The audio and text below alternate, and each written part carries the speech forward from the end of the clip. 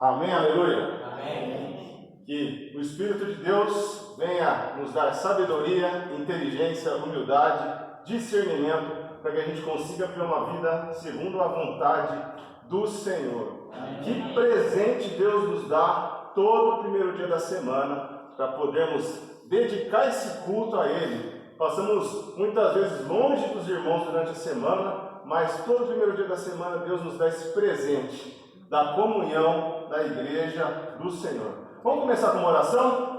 Vamos orar.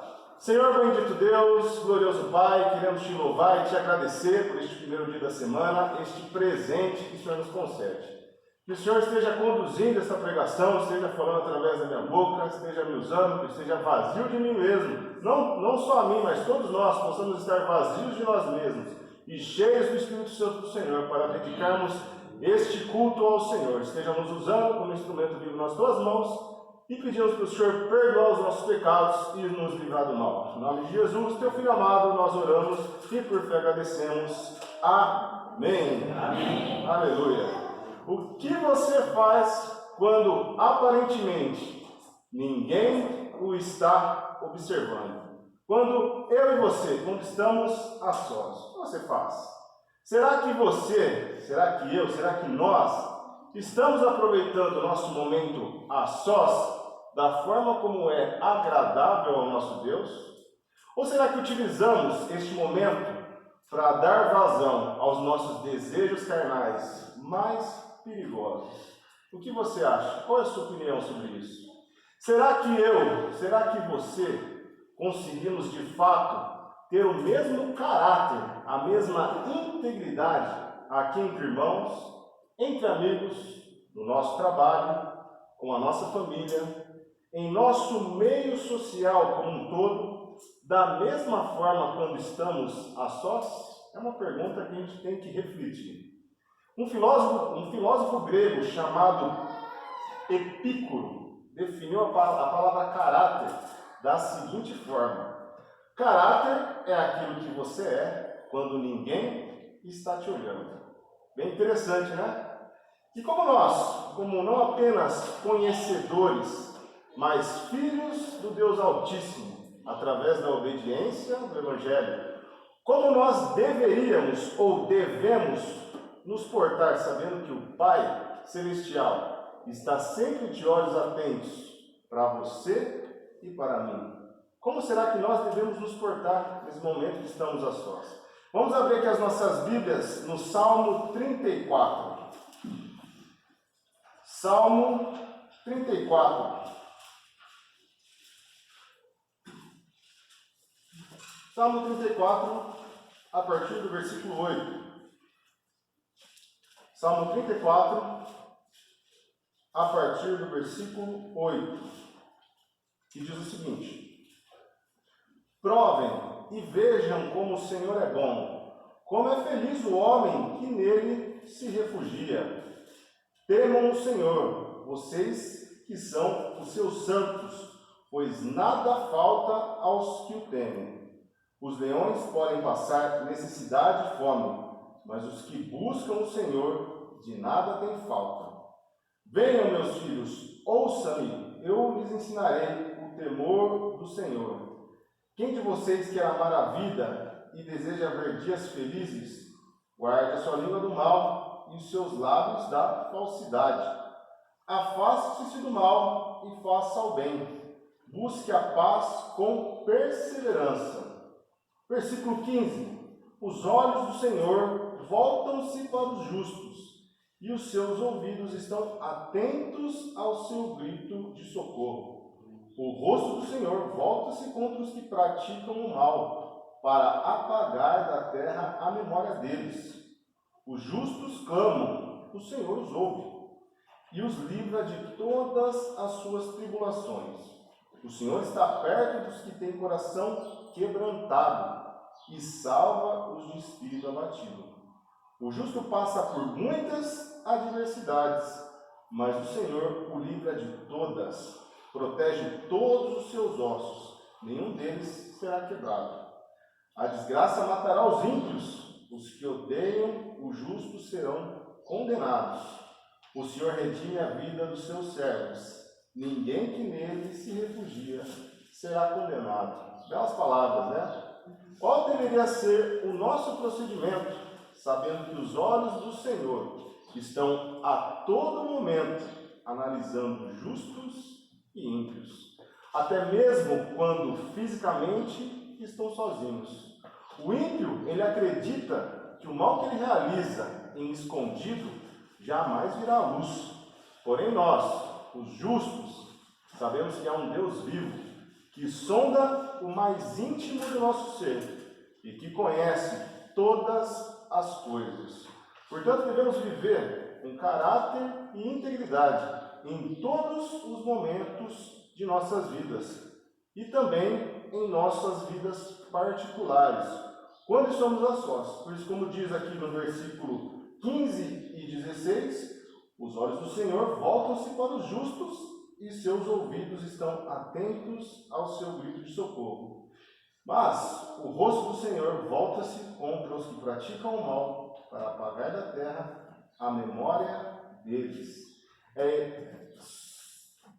E a diferença, entre eles está justamente naquilo que está inserido nos seus corações e pelo procedimento que eles fazem tanto bem quanto mal. Jesus diz em Mateus 7, a partir do versículo 17 seguintes, que toda árvore boa dá frutos bons e toda árvore ruim dá frutos ruins, e que também não é possível uma árvore boa produzir frutos ruins e vice-versa. E nós, a Igreja do Senhor aqui em Arthur Nogueira, nós somos de fato árvores boas através do novo nascimento que Cristo já realizou em nós. Mas nós estamos na prática fomentando a produção de mais e mais bons frutos quando também estamos a sós com Deus? Ou estamos impedindo a produção desses frutos quando ninguém está vendo? Qual é a sua opinião sobre isso?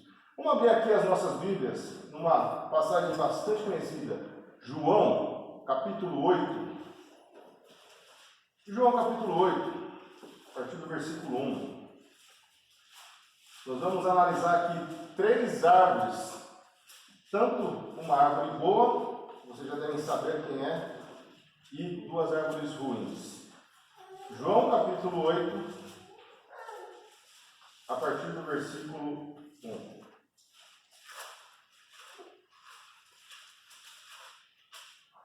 João 8, a partir do versículo 1. Diz o seguinte: Jesus, porém, foi para o Monte das Oliveiras. Ao amanhecer, ele apareceu novamente no templo, onde todo o povo se reuniu ao seu redor, e ele se assentou para ensiná-lo. Os mestres da lei e fariseus trouxeram-lhe uma mulher surpreendida em adultério. Fizeram-na ficar de pé diante de todos e disseram a Jesus: Mestre, esta mulher foi surpreendida em ato de adultério. Na lei, Moisés nos ordena apedrejar tais mulheres. E o Senhor o que diz? Eles estavam usando esta pergunta como armadilha, a fim de terem uma base para acusá-lo. Mas Jesus inclinou-se e começou a escrever no chão com o dedo. Visto que continuavam a interrogá-lo, ele se levantou e lhes disse: Se algum de vocês estiver sem pecado, seja o primeiro a atirar a pedra. Inclinou-se novamente e continuou escrevendo no chão. Os que o ouviram foram saindo um de cada vez, começando pelos mais velhos. Jesus ficou só com a mulher, em pé diante dele. Então Jesus pôs-se em pé e perguntou-lhe: Mulher, onde estão eles? Ninguém a condenou? Ninguém, Senhor, disse ela. Declarou Jesus: Eu também não a condeno. Agora vá e abandone a sua vida de pecado. Antes de nós aprofundarmos nessa famosa história, vamos analisar as 3 principais árvores que estão neste enredo. A primeira delas é o próprio Jesus, o Filho de Deus, que na presença de outras pessoas pregava, orava, curava, fazia milagres, dentre tantas outras coisas maravilhosas. E a sós com Deus passava noites orando e jejuando ao Pai, como no versículo 1 de João 8. Ele é a personificação exata da árvore boa, produzindo em larga escala bons frutos, tanto na presença de pessoas quanto a sós com o Pai, no Monte das Oliveiras, como a gente consegue verificar no versículo 1, ele estava no Monte das Oliveiras. Sejamos sinceros, será que você e a mim, será que estamos à semelhança de Cristo, produzindo bons frutos em larga escala, tanto na presença de pessoas quanto a sós com Deus? Será que estamos fazendo isso? Nós somos árvores boas, portanto é impossível, segundo a própria palavra de Deus, que produzamos frutos ruins. E isso só é possível pelo sangue de Cristo e a unção do Espírito Santo através do batismo bíblico em nossas vidas. Porém é possível sim que deixemos de produzir os bons frutos. Quando estamos a sós, estamos dedicando os nossos tempos em afazeres particulares, em coisas nossas, em redes sociais, em coisas que vão tirar a nossa atenção ao Senhor.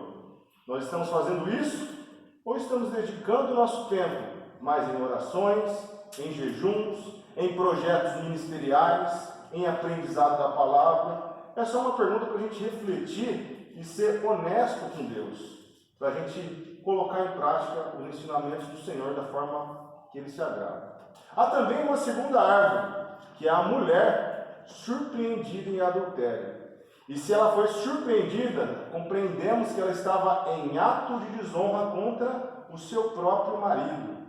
E se foi flagrada por um grupo de fariseus, neste contexto, podemos conjecturar, supor que ela já era uma pecadora contumaz, já possuía a má fama de adúltera e que não estava muito preocupada com isso, utilizando o seu momento a sós para satisfazer a sua lascívia e desonrar o seu marido, ou seja, uma árvore ruim perante os outros, por sua provável má fama, e também com frutos piores ainda, quando estava sós aos olhos de Deus, pois ela poderia estar espreitando uma outra vítima, uma outra presa, para poder também desonrar o seu marido e também fazer coisas vergonhosas. E talvez fosse por esse motivo que a nossa terceira árvore dessa história, no caso os mestres da lei e fariseus, apenas trouxeram ela e não a outra ou as outras pessoas que estavam envolvidas. Em desacordo com a própria lei de Moisés, que diz em Levítico 20, versículo 10, que se um homem cometer adultério com a mulher de outro homem, com a mulher do seu próximo, tanto o adúltero quanto a adúltera terão que ser executados. Também em Deuteronômio 22, que diz a mesma coisa, só que em outras palavras. E só pela atitude de não levar também o adúltero, já evidencia o fruto ruim da péssima árvore, que eram os mestres da lei e fariseus. Dissimulados na frente das pessoas, pois pregavam a lei de Moisés por pura vaidade e competição entre si. E a sós, aos olhos de Deus, eram assassinos, estavam tramando eliminar mais uma vítima, no caso, o Messias, o Senhor. Era o pior tipo de árvore, alimentada na hipocrisia, como sepulcros caiados, aparentemente bonitos por fora, mas totalmente podres, pútridos por dentro. Pessoas horríveis. Então, utilizemos este exemplo aí deles para não realizarmos isso em nossas vidas. E este era o cenário que Jesus, após ter tido um tempo a sós com o Pai, ao amanhecer, foi ao templo, como já era de seu costume, render mais bons frutos a Deus, ensinando a multidão com sabedoria e autoridade, nunca antes vista, despertando consequentemente a inveja dos mestres da lei e fariseus, que procuravam algo para colocar Jesus à prova.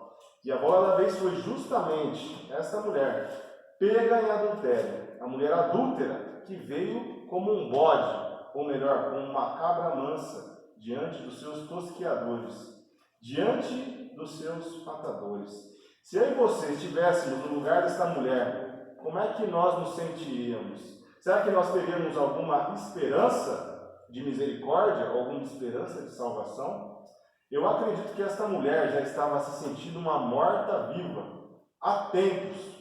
Um provável casamento destruído, uma provável má reputação perante a sociedade, e como ela foi surpreendida por um considerável número de mestres da lei e fariseus, ela aparentemente não estava muito preocupada em ocultar 100% do seu ato deplorável. E pensando também nesse pano de fundo, a sua despreocupação e total desleixo com a sua própria vida e também com a do seu marido, é uma coisa que nós devemos também considerar. Portanto, ao ser levada, sem dizer uma só palavra, pelo texto bíblico, mostra que ela já estava aparentemente conformada com a sua condenação e provável morte já naquela manhã. E se também considerarmos que este ato de pura vergonha e desonra fora, como diz também o texto bíblico, em plena luz do dia, só ajuda também a corroborar com esta tese que ela já estaria de fato amargurada, desleixada e desgostosa com a sua própria vida e a do seu provável marido. Vamos continuar aqui em João 8, do versículo 3 ao 6. João 8, versículo de 3 a 6. Os mestres da lei e dos fariseus trouxeram-lhe uma mulher surpreendida em adultério. Fizeram-na ficar de pé diante de todos e disseram a Jesus: Mestre, essa mulher foi surpreendida em ato de adultério. Na lei de Moisés nos condena a apedrejar tais mulheres. E o Senhor, o que diz? Eles estavam utilizando isso como essa pergunta, como armadilha, a fim de terem base para acusá-lo. Eis aqui o início do julgamento da mulher pega em adultério. E eu falo dessa forma porque mesmo ela ter sido pega em flagrante no ato em si, o juiz ainda não havia batido o martelo. Havia naquele local a ré, seus acusadores, a multidão presenciando atentamente aquela situação, e Jesus, o justo juiz, e principalmente aqui, o piedoso advogado de defesa. Evidenciamos aqui também a analogia entre o acusador Satanás, a ré, que é a Igreja de Cristo, e o nosso juiz e advogado de defesa, Cristo Jesus. E a dissimulação dos acusadores em querer surpreender Jesus em pecado era tamanha que, se realmente fosse o intuito deles a acusação dessa mulher, eles já teriam aplicado eles mesmos a lei de Moisés no próprio ato flagrancial, executando tanto o homem quanto a mulher. E aqui quero também colocar um parênteses. Vocês devem se lembrar que no julgamento de Jesus, nem o próprio Sinédrio, por conta do domínio de Roma sobre Israel, tinha o poder da pena capital sobre as pessoas. Quanto menos ainda um pequeno grupo de mestres da lei e fariseus. Porém, isso aparentemente pouco importava para eles. Queriam mesmo era ver, como bem diz no versículo 6, era armar uma armadilha a fim de terem uma base para acusar Jesus Cristo. E Jesus, desdenhando de toda aquela situação, sendo ele o centro das atenções, simplesmente se agachou e começou a escrever no chão. Situação bem inusitada essa daqui, não é verdade? No ápice da tensão entre a vida e a morte da mulher, entre a resolução de um dilema que na mente dos seus adversários, os mestres da lei e fariseus, Cristo não escaparia, e na mente deles ele pecaria naquele momento. Ele estava bem tranquilo, Jesus, bem de boa, lembrando ele com todo respeito e carinho ao Rei dos Reis, uma das características do meu filho Davi, que é autista. Às vezes eu e a Camila saímos atrasados de casa, na correria, atribulados, meu filho está lá tranquilo, comendo a bolachinha dele, de boa. Vamos, Davi, vamos, acorda, vamos. Ele está tranquilão. Estava aparecendo meu filho assim. Ele lembra, nessa situação também, lembra também a situação de Jesus no barco, no meio da tempestade, o barco quase afundando, as ondas quase engolindo o barco, todo mundo desesperado, e Cristo todo pleno, dormindo o sono do guerreiro. Acorda, Jesus, não te importa que morramos? E Cristo abre um olho, abre o outro olho, dá uma espreguiçada, tira uma ramela do olho, do outro, dá uma bocejada, espreguiça e diz: acalme-se, aquiete-se, eu sou o seu Deus.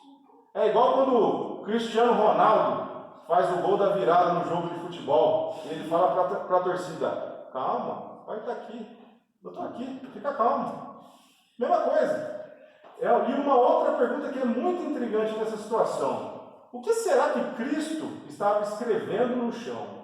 E só rebatendo alguns, entre aspas, teólogos que dizem que Jesus Cristo era iletrado, que ele não sabia escrever. No grego original é a palavra grafa, onde se origina a palavra grafia, que significa escrever palavras. Ou seja, um entendimento bastante absurdo desses teólogos que falam que Jesus não sabia escrever, que era iletrado. Mas interessante também que é a única passagem do Novo Testamento em que Jesus de fato escreve algo, biblicamente falando, no seu ministério terreno, e nem ao menos nós sabemos o que ele escreveu. Será que ele estava naquele momento escrevendo a parte B do versículo 13, segundo o segundo capítulo de Tiago, onde ele diz que a misericórdia triunfa sobre o juízo? Ou será que ele escreveu a parte B do versículo 20 de Romanos 5, que diz: onde abundou o pecado, superabundou a graça? A palavra de Deus nos dá um sutil direcionamento no livro do profeta Jeremias, no Antigo Testamento. Vamos abrir aqui, Jeremias, capítulo 17. Livro do profeta Jeremias, capítulo 17.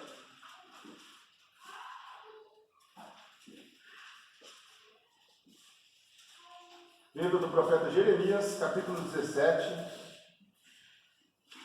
versículo 13. Eu vou ler na Almeida Revista Atualizada.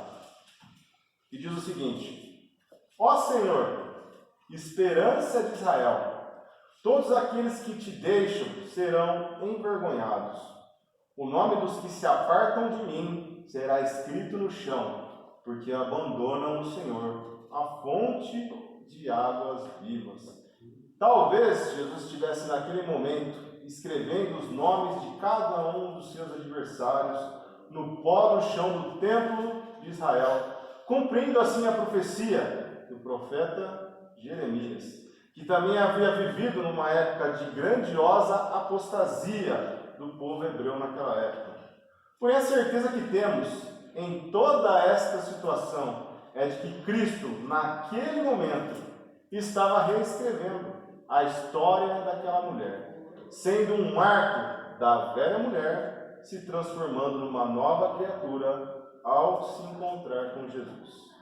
Versículos 7 e 8 de João 8. João 8, versículos 7 e 8, para a gente continuar aqui. Visto que continuavam a interrogá-lo, ele se levantou e lhes disse: se algum de vocês estiver sem pecado, seja o primeiro a tirar a pedra nela. Inclinou-se novamente e continuou escrevendo no chão. Para quem alguma vez jogou baralho, jogou truco alguma vez na vida, Jesus apresentou o zap em cima do blefe dos adversários.